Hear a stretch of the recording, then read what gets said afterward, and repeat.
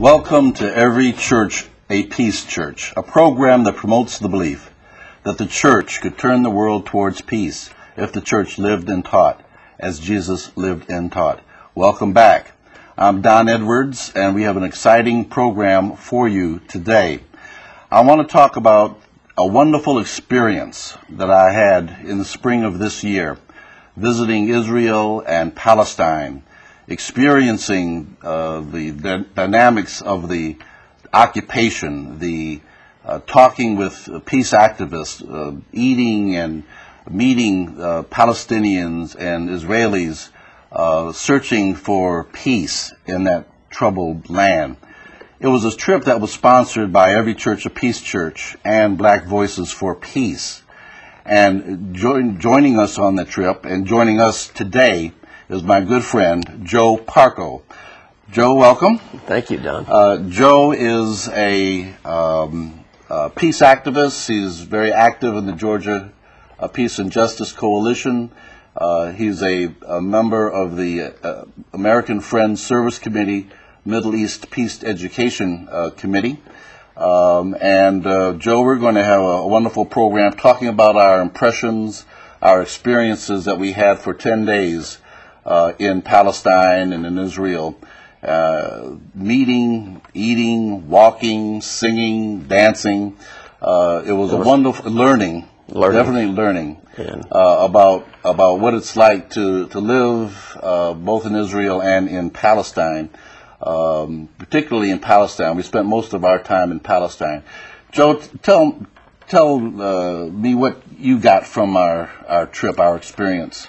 Well, it was one of the most powerful learning experiences I've ever had because, like you said, I've been on the Middle East Peace Education Program Committee for several years, but I thought it was time to get over there and see things for myself. But I've read about these conditions. I've read about what's happening. Until you see it for yourself, it's really hard to understand.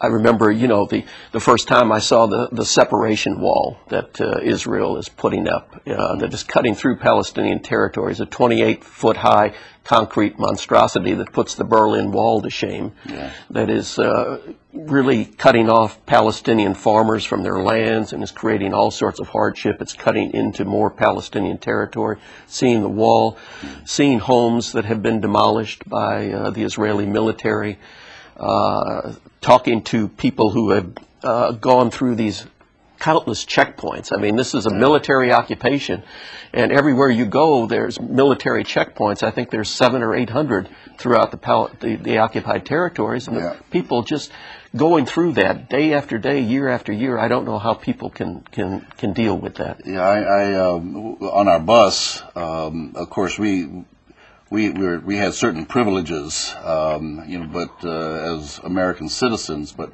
on our bus, when we would come to a checkpoint, we'd have to give up our passports, let them look at it, and we could look out the window and all the see Palestinians people waiting in line, hot, waiting to go through, making sure they've got the credentials in their own land. I might add, to go from point A to point B. And the humiliation they suffer, too. Remember when we were meeting with the students up at Birzeit University outside of Ramallah, I remember the one young woman saying that they throw up checkpoints and they make it almost impossible for them to get to class. In order to get from Ramallah into the university, they have to go through the checkpoints, and these soldiers would... This young woman was telling us, if you want to go to school today, open up your robe and let us see your breast, and all sorts of humiliation. Kneel down, sing a song, dance, do a dance for us. I mean, can you imagine going through that day after day, year after year? It was a very, very challenging trip. Of course, our first day, we spent a total of 10 days there.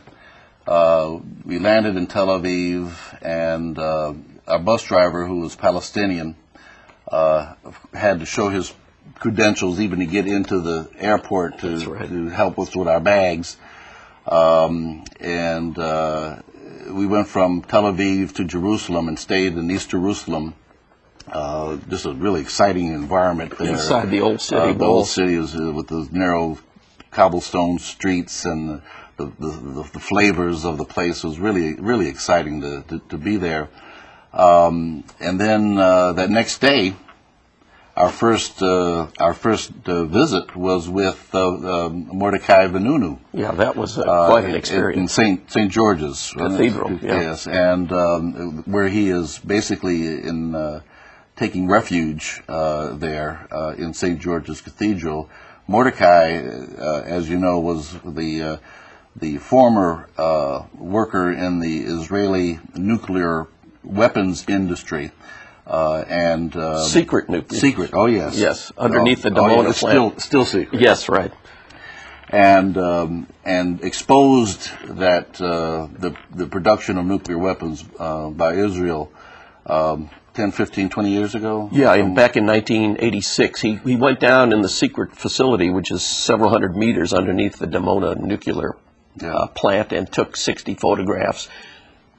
Finally got to London, and they checked his photographs with nuclear scientists and said, yes, because this is nuclear weapons. Mordecai said that while he worked there for some 10 years, he processed enough plutonium to build 200 bombs. Right. And he got really scared when they started processing lithium-6, which is only used for the hydrogen bomb. Right.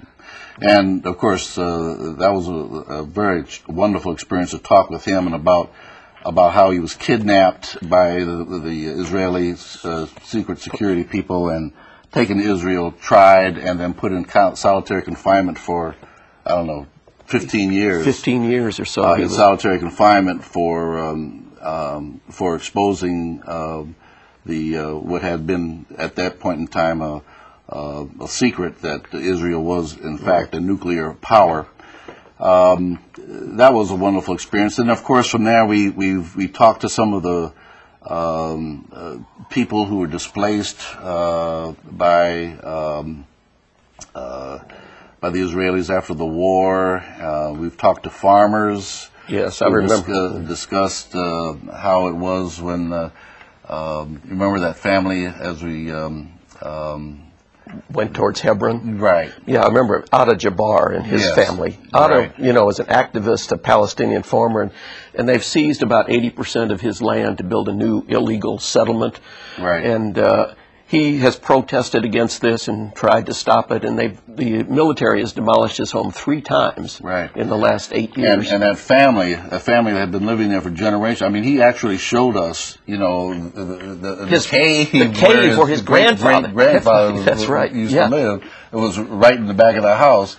And how and he showed the demolished part where the Israeli bulldozers came and demolished part of his house. Right above his house, you recall, is where the settlement is. And he was talking about how difficult it was living underneath the settlement, where some of the settlers would throw rocks and garbage down on his home with and he had 2 or 3 generations living with him. That's right.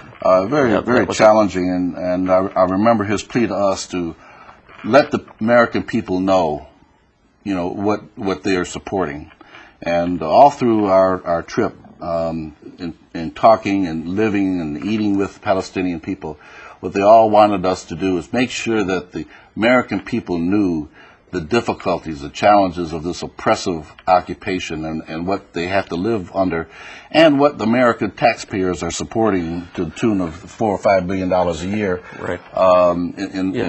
to support this. It's the Caterpillar bulldozers that are demolishing their homes, and then we American taxpayers are also funding the special roads that are only used by Israeli settlers. Yeah, and it's just that was something that was unbelievable. Right in front of his home was this highway, this road, that we could use, but he could not. That's right. Yeah. And it was unbelievable. Yeah. These were the types of experiences that it was important for us to see, because how can you explain? I try to explain to my wife about this. There's in West Bank there are roads, well-paved roads that Palestinians cannot drive on because they have different color license plate than the settlers and the Israelis. So even though it's right in front of their home, they can't take That's right. That road anywhere. And they routinely, they routinely bulldoze and put up piles of rocks to cut off their road. So physically they can't move around. I mean, their economy's in a shambles because they can't go anywhere. Right. They can't move around. All their towns and villages are circled by these checkpoints in the military, and this is their land, and they're living as though they were some sort of aliens. Right. Places where they've been for 200 years, and all of a sudden, it's hard. It was just a challenging experience to listen and to watch and observe. Remember that village that we were going towards Hebron? Yeah, Atwani. Atwani, yeah. Now that's there's a settlement called Mayon. Right above that. Right above them, near them.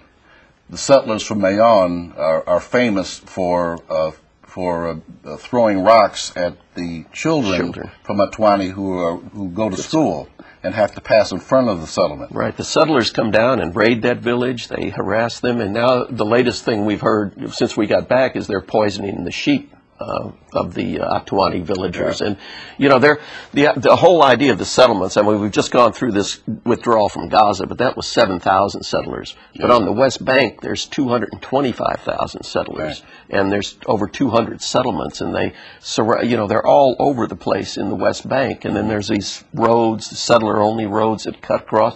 I mean, they're carving up the Palestinian land into Swiss cheese, that it's going to be very difficult to even have a viable state there. Yeah, and that's the whole point, I think, is just to make it difficult for Palestinians to live on their own lands. And I got the impression that and it was a impression that was shared and reinforced by discussing with the Israeli, like for the Israeli peace bloc that we talked to. Gush We talked to many, Gush Shalom, Rabbis for Human Rights, and the Israeli Committee Against Housing Discrimination, Demolition.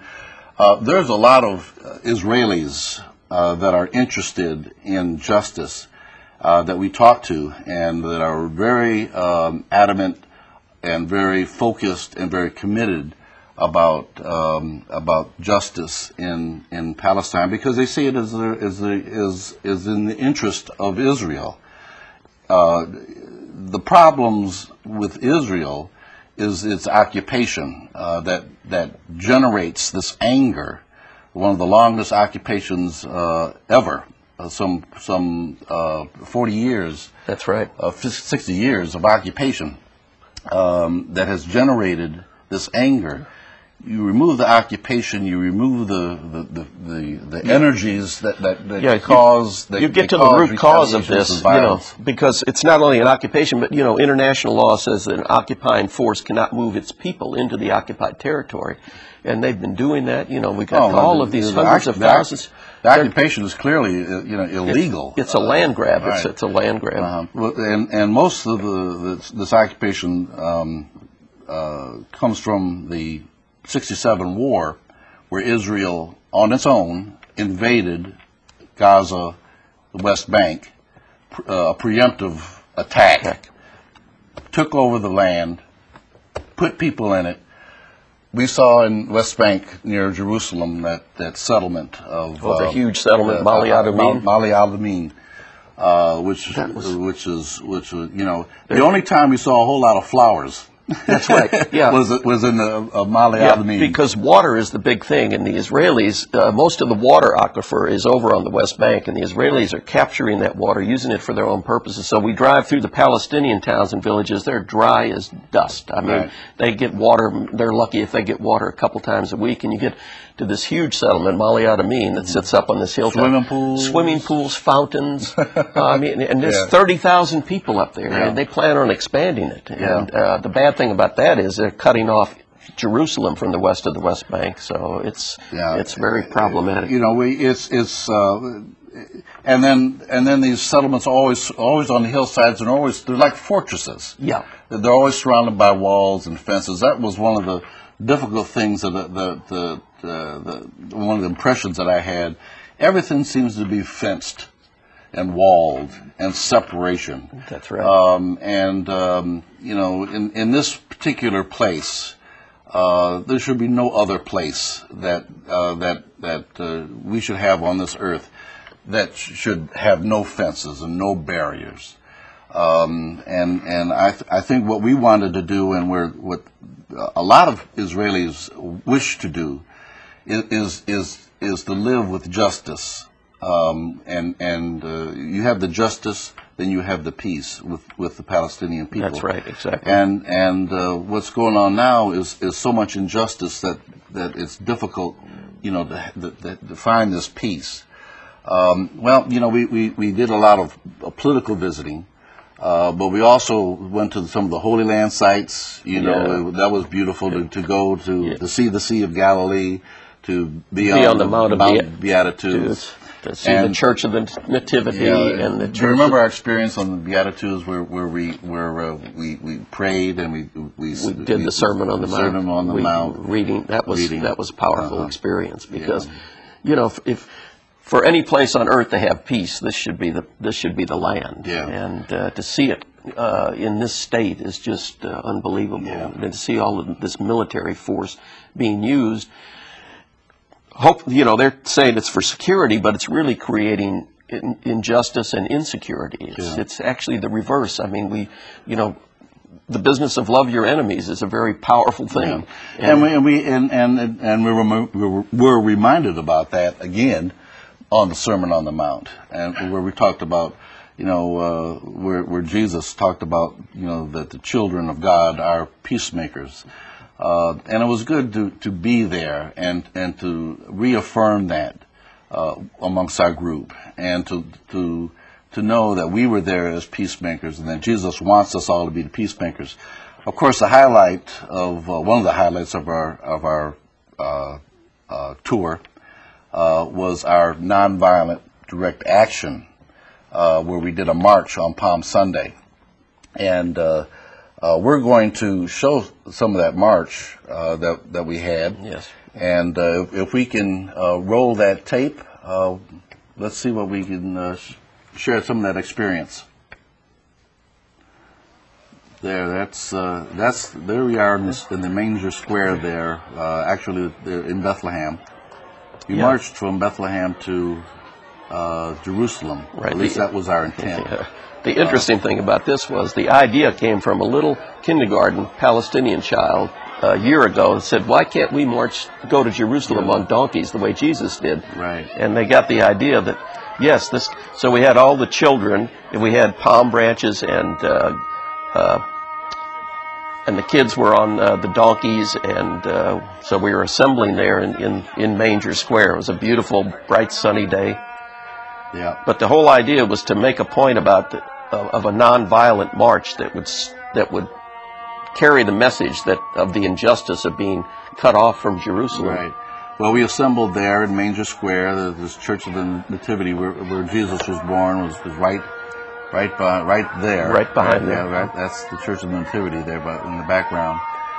And then the children and us, the group of Palestinians and I guess they call us internationals. Yes.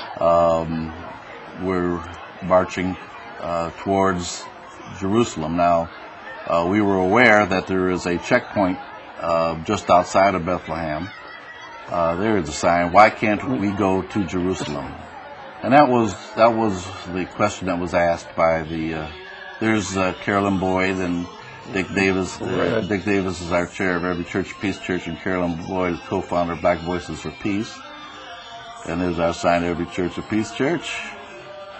It was just a wonderful experience. It was, and it sent, I think, a very powerful message, because the organizers, Holy Land Trust, Samuel Wad, they wanted to use this as a way to tell their fellow Palestinians that you could confront power nonviolently. Yes. And that this has not been done very often. So we knew we were going to confront the military, but had been even trained the night before how to react to the soldiers and so forth. So it was.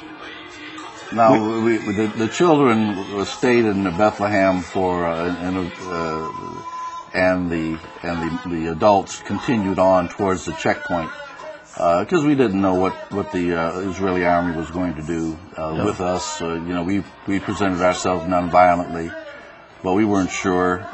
They had told us, the Army's unpredictable, whether they're going to use tear gas or rubber bullets, stun bombs, so we were all trained in that the night before. But we were a little nervous, weren't we? That was a restless night before the march. But it was an energizing experience. Energizing. Here we are approaching the military.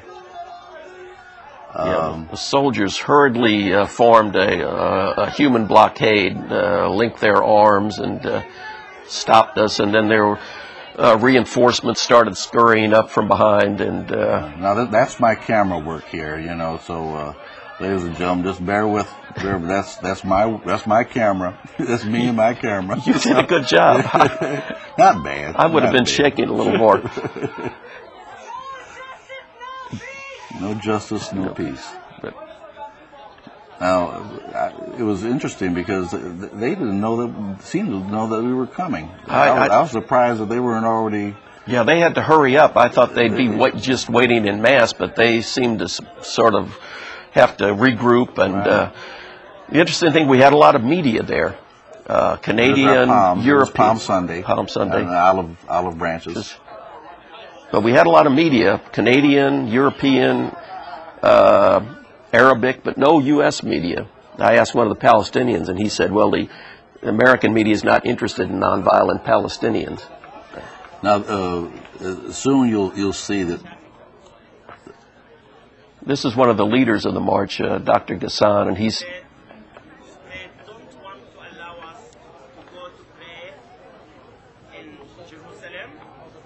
Under any conditions. They say we have 10 to 15 minutes to go back to Bethlehem, and they are threatening of using force against us. They refuse to equate between us and Israeli Jews who are allowed to pray in Rachel Tomb without a permit.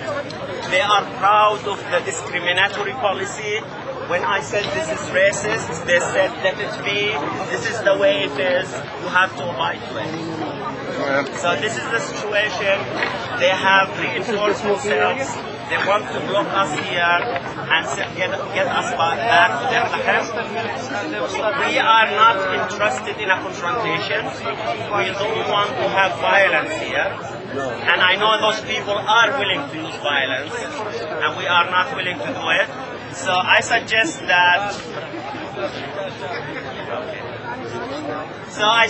we wait, talk among each other. We have 15 minutes to decide, and then come up with one decision. We're from America. You know how much money we give your army? There's Carolyn Boyd. At that point, we sat down on the road and began singing peace songs. Yeah. And the soldiers looked genuinely puzzled by that. I don't think they'd encountered that activity before. Yeah. That's my voice, ladies and gentlemen.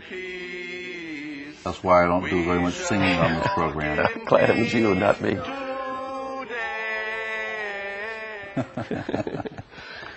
Well, that was our Palm Sunday march, and we're going to be doing it again for 2006. Right. And if any of you are interested in becoming a part of the next year's excursion, believe me, it's a meaningful experience, both in visiting the sites and visiting the people. And just the energy from being a part of an effort to bring nonviolent love to that troubled land. You go to our website, the website of every church, a peace church, which is www.ecapc.org. And if you go to that website, then you'll be able to get to the information about next year's program that we're going to be sponsoring there in March and April. Do we have time for Sammy's statement? Yeah, we're going to. Let me explain to you. We've after we knelt and prayed, then Sammy Awad with Holy Land Trust, who was one of the sponsors of the march, rose up from where we were and gave an address. Very moving statement about why. And let's see if we can show that now. The family members, friends who are imprisoned by these concrete walls and wire fences that now create the Bethlehem open-air prison. You, like the prison guards, control our freedom and ability to live as human beings with dignity in this holy land. Our strong delegation of civilians comes to you without weapons, but with great strength and commitment to deliver the message of a just peace. In the name of security, you do not permit us to travel to work. You do not permit our children to go to school. And you do not give us the freedom to worship in our holy sites in the city of Jerusalem. Your government deprives us each day of basic human rights to self-determination. Each day you keep us from being with our families in weddings, in funerals, in graduations, and religious holidays. Although Al-Quds is only 20 minutes away from Bethlehem, we have not been allowed to pray and worship there for years. Each day as you come to our city, you serve the system of violence that keeps our people imprisoned and without the ability to live a life of normal human beings.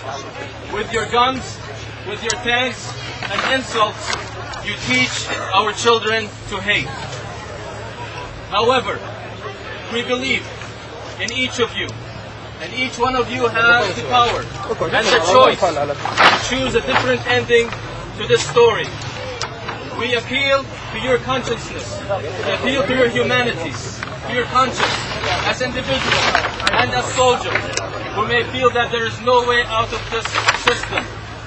Put your guns away. I repeat again, put your guns away and join us. I ask you to join us in this fight for true peace and true justice. This is a message from us to you.